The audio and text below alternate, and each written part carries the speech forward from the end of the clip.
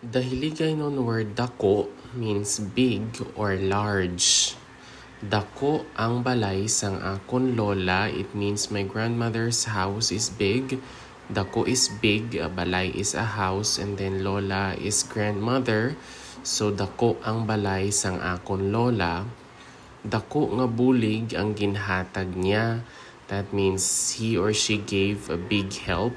So dako is big, bulig is help, hatag is like give, and then niya is his or her. So dako nga bulig ang ginhatag niya.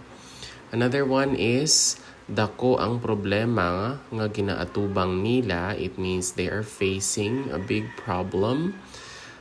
Dako is big, problema is a problem, atubang is like face. So dako ang problema nga ginaatubang nila. Another one is may dako nga isda sa sapa. It means that there is a big fish in the river.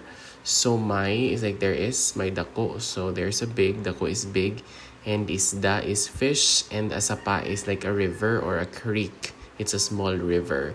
So may dako nga isda sa sapa. Dako means big or large. So dako ang balay sang akon lola. Dako nga bulig ang ginhatag niya. Dako ang problema nga ginaatubang nila, and may dako nga isda sa sapa.